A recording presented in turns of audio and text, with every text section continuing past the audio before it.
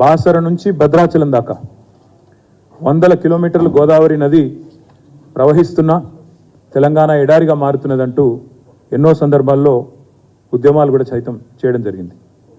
కానీ ఎన్ని చేసినప్పటికీ ఆనాడు ఉమ్మడి ఆంధ్రప్రదేశ్లో తెలంగాణ ప్రజల సాక్షిగా, తెలంగాణ కవుల సాక్షిగా, కళాకారుల సాక్షిగా, రచయితల సాక్షిగా, ఎన్నో ఉద్యమాల సాక్షిగా కూడా ఆనాడు వేల టీఎంసీల నీళ్లు ప్రతి సంవత్సరం దాదాపుగా సముద్రంలో వృధాగా కలిసిపోయిన పరిస్థితి. మాట్లాడితే చెప్పింది ఏమంటే సముద్ర మట్టానికి పైన ఉంది తెలంగాణ, నీళ్లు కింద ఉన్నాయి, తెలంగాణ పైన ఉన్నది, కాబట్టి నీళ్లు రావు అని చెప్పి కన్నీళ్లు మాత్రమే 60 ఏళ్ళు మిగిల్చిన చరిత్ర ముఖ్యంగా ఉమ్మడి ఆంధ్రప్రదేశ్లో ఆనాడు సింహభాగం పరిపాలించిన కాంగ్రెస్ పార్టీది. గోదావరి జలాల కోసం ఆనాడు ఇచ్చంపల్లి ప్రాజెక్టు కోసం ఎర్ర జెండా నుంచి కాషాయ జెండా దాకా అందరూ కూడా ఓట్ల యాత్రలు, పాదయాత్రలు, అన్ని రకాల యాత్రలు చేసిన వాళ్ళే గోదావరి నీళ్ళ మీద. ఇక కవులైతే ఎన్ని సందర్భాల్లో అంటే పాటలు ఎన్ని సార్లు తమ గొంతు విప్పారంటే ఆనాడు సదాశివుడు గారు తలాపున పారుతుంది గోదావరి, మన చేను మన సెలుక ఎడారి అంటూ ఉద్యమ కాలంలో పాటలు రాసిన, అదేవిధంగా కేసీఆర్ గారి సారథ్యంలో జలసాధన ఉద్యమంలో భాగంగా ఆనాడు ప్రతి మండలంలో బ్రిగేడియర్లను నియమించి ప్రతి మండలంలోని రైతులను, రైతు బిడ్డలను జాగృతం చేసే ప్రయత్నం చేసిన, అదేవిధంగా గద్దర్ లాంటి ప్రజాకవి కూడా గోదారమ్మ తెలంగాణను గొడ్రాలు చేసిపోయిందమ్మా, అమ్మ తెలంగాణమా మా ఆకలి కేకల గానమా అని పాడిన, అదేవిధంగా గోదావరి మీద ఆనాడు మహారాష్ట్ర బాబ్లీ లాంటి ప్రాజెక్టులు కడుతున్నప్పుడు ఆనాడు అప్పుడున్న ప్రభుత్వం, కాంగ్రెస్ ప్రభుత్వం చోద్యం చూస్తూ కూర్చున్న పరిస్థితి కూడా మనమే గమనించినాం. ఆనాడు ఎంతోమంది వీరోచితంగా పోరాటం చేసిన మా గంగుల కమలాకర్ గారు అయితే ఆనాడు 2 సార్లు తన కాలు కూడా విరిగింది. అట్లాంటి పరిస్థితుల్లో చివరికి కొత్త ప్రాజెక్టులు కట్టకపోగా ఉన్న శ్రీరామ్ సాగర్ లాంటి ప్రాజెక్టు కూడా ఎండిపోయే పరిస్థితి తీసుకొచ్చింది ఆనాడు అప్పుడున్న కాంగ్రెస్ ప్రభుత్వం. ఇక తెలంగాణ ఉద్యమం ప్రారంభం కాగానే జలయజ్ఞం అని ఒకటి మొదలుపెట్టినారు. ప్రాణహిత చేవెళ్ళ అని ఒక రంగుల కళ చూపెట్టి 10 ఏళ్ళు తమాషా చూసినారు. 10 ఏళ్ల పాటు కూడా ఆనాడు కేవలం ఒక ధనయజ్ఞంగా దాన్ని మార్చే ప్రయత్నం చేసినారు తప్ప ఎన్నడూ కూడా ఒక్కసారి కూడా సిన్సియర్గా చిత్తశుద్ధితో గోదావరి నీళ్లను తెలంగాణ బీళ్లకు మలపాలైన ప్రయత్నం మాత్రం కాంగ్రెస్ ఎన్నడూ చేయలేదు. 9 హట్టి అన్నారు, తట్టేడు మట్టి కూడా తవ్వలేదు, ఇది వాస్తవం. మహారాష్ట్రతో అక్కడ మహారాష్ట్రలో కాంగ్రెస్ గవర్నమెంటే ఉండేది, ఆంధ్రప్రదేశ్లో కాంగ్రెస్ గవర్నమెంటే ఉండేది, ఢిల్లీలో కూడా యూపీఏ గవర్నమెంటే ఉండేది. అంటే 3 చోట్ల కూడా వాళ్ళకు సానుకూలంగా వాళ్ళకు పూర్తిగా ఒకటే పార్టీకి సంబంధించిన పెద్దలు ఉన్నప్పటికీ ఎన్నడూ కూడా సిన్సియర్గా ప్రయత్నం చేయలేదు. కాబట్టే మహారాష్ట్రతో అంతర్రాష్ట్ర ఒప్పందం కూడా చేసుకోక దానికి ఎత్తు ఒక సాకని, ఇంకోటి ఒక సాకని, అంతర్రాష్ట్ర వివాదమని, నీటి లభ్యత లేదని రకరకాల మాటలు చెప్పి ఆఖరికి ఏమి చేయకుండానే తట్టేడు మట్టి తీయకుండా, ఒక కాలువ తవ్వకుండా, మరి మొబిలైజేషన్ అడ్వాన్స్ల పేరిట కాంట్రాక్టర్లకు మాత్రం అడ్డగోలుగా 1 కాదు 2 కాదు అడ్డగోలుగా ఆనాడు మరి వారు కాంట్రాక్టర్లకు మొబిలైజేషన్ అడ్వాన్స్ ఇచ్చి 10 ఏళ్ల పాటు ఆనాడు టైంపాస్ చేసినారు. ఇగో ఆనాటి కాగ్ రిపోర్ట్లే సాక్ష్యం. 52,000 కోట్ల అవినీతి అని నేను చెప్పడం కాదు, ఆ రోజు కంట్రోలర్ అండ్ ఆడిటర్ జనరల్ కూడా వారిని తప్పుపట్టినారు. ఆనాడు 52,000 కోట్లకు సంబంధించి ఇది డెక్కన్ క్రానికల్ అనే పత్రిక రాసిన వార్త.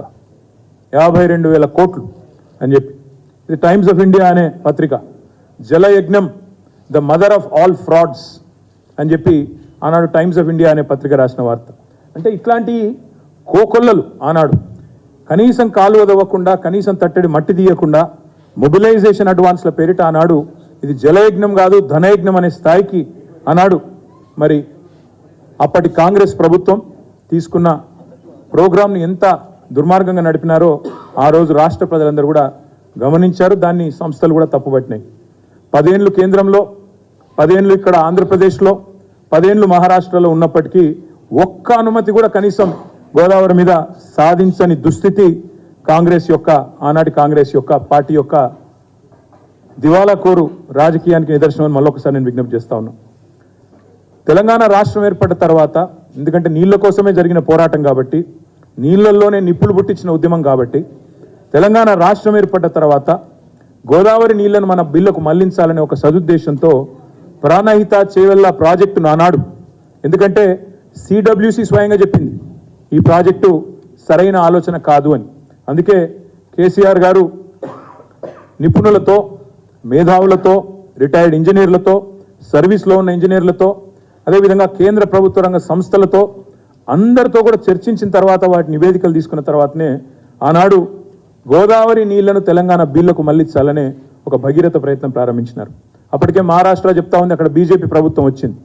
మేము ఎట్టి పరిస్థితుల్లోనూ కూడా తుమ్మిడిహెట్టి దగ్గర ముంపుకు గురవుతుంది మా ప్రాంతం, కాబట్టి ఒప్పుకోం అని అక్కడ మహారాష్ట్ర ప్రభుత్వం తెగేసి చెప్పింది.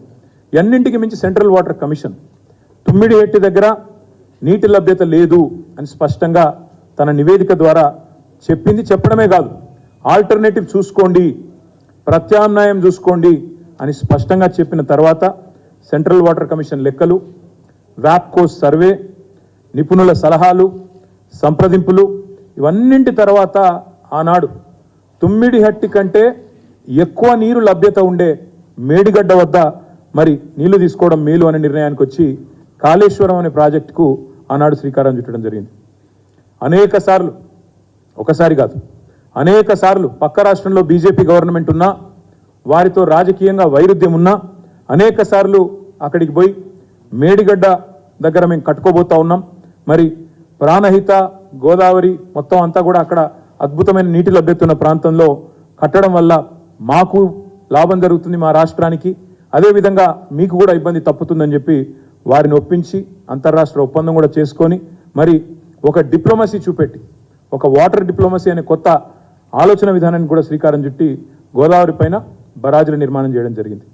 పక్క రాష్ట్రంతో పంచాయతీలు పెట్టుకొని అంతర్రాష్ట్ర ఇబ్బందులు, అంతర్రాష్ట్ర వివాదాలని చెప్పి ఉమ్మడి ఆంధ్రప్రదేశ్లో ప్రాజెక్టులు కట్టకుండా మరి ఆనాడు ఇబ్బంది పెడితే జలదౌత్యం నెరిపి మొత్తానికి అన్ని అనుమతులు కూడా సాధించి కాలంతో పోటీ పడుతూ కాళేశ్వరం ప్రాజెక్టు నిర్మించిన ఘనత గౌరవ పెద్దలు కేసీఆర్ గారిది. చాలామంది మిత్రులు మాట్లాడుతున్నారు ఈ మధ్యన, కాళేశ్వరం అంటే ఒక మేడిగడ్డ మాత్రమే అన్నట్టు, కాళేశ్వరం అంటే ఒక బరాజ్ మాత్రమే అన్నట్టు కొంతమంది తెలిసి తెలవక, తెలిసి కూడా కావాలని ప్రజల్ని తప్పుదోవ పట్టించడానికి కూడా మాట్లాడుతున్న పరిస్థితి. అసలు కాళేశ్వరం అంటే ఏమిటి అనేది రాష్ట్ర ప్రజలకు ఈరోజు చెప్పదలుచుకున్నాం. దాంతోపాటు తప్పకుండా రాష్ట్ర ప్రజలకు, అదేవిధంగా కొంతమంది తెలిసి తెలియక మాట్లాడుతున్న వాళ్ళకు కూడా సజీవంగా చూపెట్టాలన్న ఉద్దేశంతో మేము మేడిగడ్డకు కూడా బయలుదేరిపోబోతా ఉన్నాం. మరి పెద్దలు కేసీఆర్ గారు నల్లగొండ సభలో, బహిరంగ సభలోనే స్పష్టంగా చెప్పారు, మీరు పోవడం కాదు మేమే పోతాము నల్లగొండకి, మన మేడిగడ్డకి. మేడిగడ్డ మాత్రమే కాదు, అన్నారం పోతాము, సుందిల్ల పోతాము, మొత్తం కాళేశ్వరంలోని కాళేశ్వరం ప్రాజెక్టు యొక్క సమగ్ర స్వరూపాన్ని ప్రజలకు అర్థమయ్యేటట్టు వాళ్లకు సజీవంగా చూపెడతాము అనే మాట కూడా ఈ సందర్భంగా నేను విజ్ఞప్తి చేస్తా ఉన్నా. కాళేశ్వరం అంటే ఒక మేడిగడ్డ కాదు, కాళేశ్వరం అంటే 3 బరాజులు, కాళేశ్వరం అంటే 15 రిజర్వాయర్లు, కాళేశ్వరం అంటే 21 పంప్ హౌజులు, కాళేశ్వరం అంటే 203 కిలోమీటర్ల సొరంగాలు, 203 కిలోమీటర్స్ ఆఫ్ టనల్స్, కాళేశ్వరం అంటే 1531 కిలోమీటర్ల ప్రవాహ కాలువలు, కాళేశ్వరం అంటే 98 కిలోమీటర్ల ప్రెషర్ మెయిన్స్, 141 టీఎంసీల స్టోరేజ్ కెపాసిటీ, 240 టీఎంసీల వినియోగం. అంటే స్టోరేజ్ 141 టీఎంసీ అయితే యూటిలైజేషన్ 240 టీఎంసీలు. ఇవన్నిటి సమగ్ర సమాహారమే కాళేశ్వరం తప్ప ఒక్క బరాజ్ కాదు.